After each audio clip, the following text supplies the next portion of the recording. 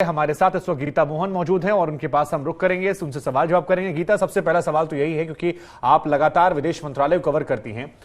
9 देशों से एम्बेसडर हटाना यह बहुत बड़ी खबर है और खासतौर पर जब इसमें मैं 2 देशों का नाम लेता हूं, एक भारत और दूसरा जर्मनी। अब एक एक करके बात करते हैं। सबसे पहले जर्मनी को लेकर बात करते हैं क्योंकि बड़ी उत्सुकता पैदा हो रही है लोगों में जानने को कि क्या यूरोपियन देशों में एकजुटता नहीं है, क्या नाटो में एकजुटता नहीं है? क्योंकि जर्मनी पर अगर यह कदम एक कार्रवाई के तौर पर हुआ है तो फिर सवाल बहुत सारे हो जाएंगे यहां से युद्ध को लेकर। देखिए, बहुत इंपॉर्टेंट सवाल है। कुछ समय पहले शो शुरू होने से पहले हम बात कर रहे थे जर्मन एम्बेसडर की ही, आंद्रिज है उनका नाम, जो बहुत ही इम्पॉर्टेंट एक इंटरव्यू में उन्होंने एक फाशिस्ट नेशनल हीरो कहलाए जाते हैं यूक्रेन में, लेकिन फाशिस्ट नियोनाजी थे स्टेपन बंडेरा, उनको सपोर्ट किया। तो बहुत लोगों को लग रहा है कि शायद स्टेपन बंडेरा को सपोर्ट को डिफेंड किया, इस वजह से जर्मनी नाराज हो गया है, यूरोप नाराज हो गया। नाराजगी बहुत थी, बहुत सारे रिपोर्ट्स आए थे कि ये स्टेपन बंडेरा को कैसे सपोर्ट कर सकते हैं। लेकिन ये बता दें कि ज़ेलेंस्की ने भी CNN के इंटरव्यू में इसी सवाल का जब जवाब मांगा था CNN के एंकर ने, और कहा था कि आप स्टेपन बंडेरा के बारे में आप क्या कहना चाहते हो, या अज़ोव बटालियन के बारे में क्या कहना चाहते हो जो बहुत नेशनलिस्ट है।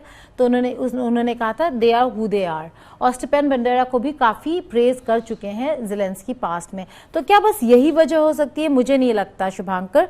एक और बड़ी खबर थी जो शायद बहुत लोगों ने कवर नहीं की या मिस हो गया उनसे, वो ये है कि कनाडा, अब आप किसी भी राजदूत को क्यों रखते हैं एक देश में? आप इसलिए रखते हैं कि वो आपके इंटरेस्ट को आगे बढ़ाए और उस सरकार से एंगेज कर सके। तो जर्मनी में यूक्रेनियन जो राजदूत हैं, उनका काम था कि वो जर्मनी को समझाएं कि कैसे रूस के खिलाफ जब खड़े हो रहे हो तो एकजुट होकर खड़े हो, अपने इंटरेस्ट ना देखो, वॉर युद्ध के बारे में फोकस करते हुए डिसीजंस लो। लेकिन जो नॉर्ड स्ट्रीम 1 गैस पाइपलाइन है, आप जानते हैं 2 गैस पाइपलाइन है जो रूस से यूरोप तक गैस भेजते हैं या भेजने वाले हैं। नॉर्ड स्ट्रीम 1 भेजते आ रहा है कई सालों से, नॉर्ड स्ट्रीम 2 बन रहा है जो भेजने लगेगा, लेकिन अभी उस पर रोक लग गया है।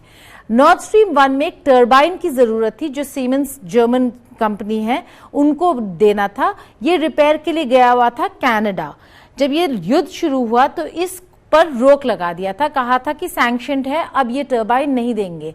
लेकिन जर्मनी, जब रूस ने 40% गैस कम भेजना शुरू किया तो जर्मनी फिर जाकर कनाडा से वो टर्बाइन मंगवाकर लगा दिया नॉर्ड स्ट्रीम 1 में। यूक्रेन ने काफी प्रोटेस्ट किया, कहा कि मत यूज करें ये टर्बाइन क्योंकि आप रूस का गैस यूज कर रहे हैं, लेकिन नहीं सुना। तो कहीं ना कहीं काफी वजह है। एक तो स्टेपन बंडेरा, जिसमें जर्मनी ना खुश था, यूरोप ना खुश था, लेकिन क्या वो एनवॉय जिस काम के लिए वहां भेजे गए थे वो पूरा कर पा रहे हैं? जर्मनी कहीं आपको देखें उनका स्टैंड डगमगाता हुआ नजर आ रहा है क्योंकि कॉस्ट ऑफ लिविंग बढ़ रहा है। जर्मनी में बहुत प्रोटेस्ट हो रहे हैं और जर्मन लोग ही अब अपने सरकार से पूछने लगे हैं क्या ये कॉस्ट ऑफ वॉर हम पर इतना भारी पड़ रहा है, क्या ये सही है? इस चीज का जिक्र हम पहले भी कई बार करते आए हैं कि क्या धीरे धीरे जिसको हम कहते हैं कि ठंड को लेकर हम सवाल करते थे, क्या उसमें फूट देखने को मिलेगी? राजेश हमारे साथ जुड़ गए हैं। राजेश, आपका भी स्वागत है इस कार्यक्रम में। सबसे पहले तो बताइए कि आप किस लोकेशन पर हैं, क्योंकि आपके पीछे बड़ी खूबसूरत सी लोकेशन हमें नजर आ रही है, और लोकेशन भले खूबसूरत है लेकिन लग रहा है कि इतनी खूबसूरती जो है वो रिश्तों में नजर नहीं आ रही यूक्रेन के साथ, क्योंकि 9 देशों के अगर आप एम्बेसडर को वहां से हटा देते हैं तो ये बहुत बड़ा संकेत है। और खासतौर पर जर्मनी के अगर वहां से एम्बेसडर हटाते हैं तो फिर सवाल ये है कि क्या नाटो में, यूरोपियन देशों में एकजुटता नहीं है? इसका क्या लॉन्ग टर्म असर देख रहे हैं? इसके बाद हम भारत पर चर्चा करेंगे। देखिए शुभांकर, मैं इस वक्त दिल्ली पहुंच चुका हूं, आज सुबह यहाँ पहुंचा हूं और मैं बहुत ही खूबसूरत जगह पे हूं, लेकिन मेरा दम घुट रहा है, सांस लेने में मुश्किल हो रही है और लगातार पसीना टपक रहा है क्योंकि बाहर खड़ा होकर ये जो है अब आपके साथ जुड़ रहा हूं। दूसरा देखिए, जो अभी ये यूक्रेन का युद्ध है इसमें 2 बड़ी इंपॉर्टेंट चीजें हुई हैं। मिलिट्री फ्रंट के ऊपर एक शहर है स्लोवियांस्क, ये दोनेत्स्क प्रोविंस में आता है, और अभी पूरा का पूरा फोकस रूसी फौज का इस वक्त मिलिट्री तौर पर इस शहर के ऊपर फोकस है। लिसिचांस्क और स्लोवियांस्क के कब्जे के बाद अब जो ये स्लोवियांस्क शहर है दोनेत्स्क प्रोविंस में, पूरा रूसी फौज का कंसंट्रेशन इसके ऊपर है।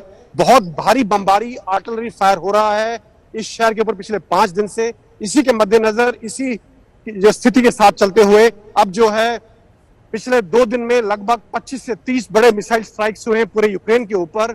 तो ये स्थिति है मिलिट्री तौर पर।